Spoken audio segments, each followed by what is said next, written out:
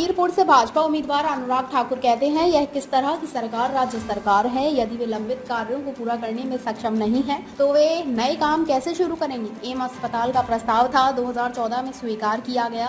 राज्य में कांग्रेस सत्ता में थी और हमने जमीन मांगी। वीरभद्र सिंह ने 2017 के अंत में हमें जमीन देने में 3 साल 4 महीने का समय लिया। अब उनकी सरकार जाने वाली थी और वह भी उससे आधी जरूरत थी। जब हमारी सरकार बनी तो कोविड के प्रकोप के बावजूद हमने एम्स का काम पूरा किया।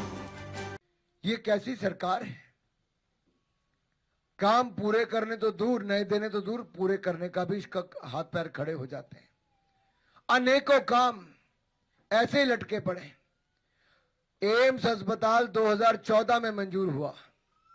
उस समय राज्य में कांग्रेस की सरकार थी। हमने कहा जमीन दे दो भाई।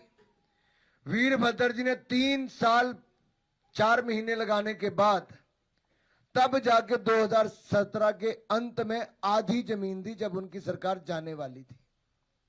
उसके बाद भी हमें 1.5 साल अपनी सरकार में और लगा उस एम्स को बनाने के लिए, उसकी जमीन को पूरा करने के लिए। 2019 में हमने शुरू किया, कोविड आ गया। उसके बावजूद मात्र 3 सालों में एम्स को पूरा कर लिया है।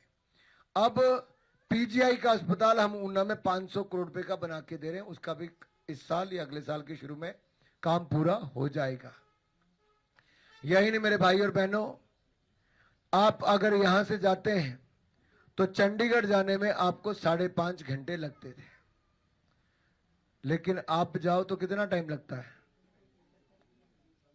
3 घंटे ज्यादा से ज्यादा। क्यों लगते हैं 3 घंटे? क्योंकि बिलासपुर से कीरतपुर का 4 लेन हाईवे बनाकर दे दिया है।